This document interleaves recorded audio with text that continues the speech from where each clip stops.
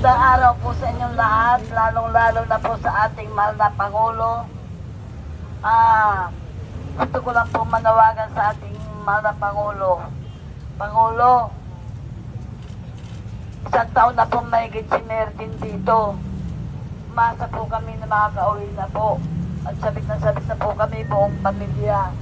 Pero wala po. Gusto ko po sana, mas isang beses lang po, dalawin niyo si Mertin. Makita niyo sa kulungan ang kalagayan niya at mismo sa inyo siya humingi ng suporta sa kanyang kalayaan. Hinihingi po namin ang clemency kay Mertin dahil mahabang panahon na po siya nanawalay sa amin na wala namang kasalanan, nasisira ang buhay ng mga anak niya na alam ko na pag nakalaya si Mertin, mababago ang buhay ng mga anak niya. Kasi ngayon, sinisira nila ang buhay nila eh. Kaya nakikiusap pa ako, mahal na Pangulo, nananawagan ako sa iyo.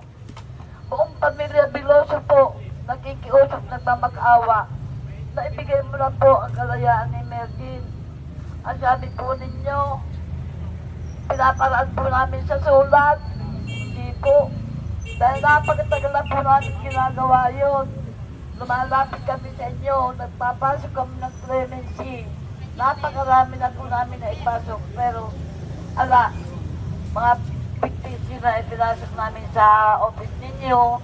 Hindi po namin kayo nakikita, wala pong umaharap sa amin. Kaya wag po nyo sabihin na ipinaparaan lang po namin sa sulat. Lahat po gagawin po namin alang-alang sa aking anak.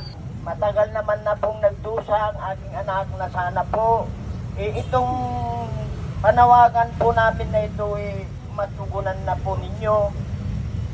Lalong-lalo na itong DUH na kasama ng aking Pangulo.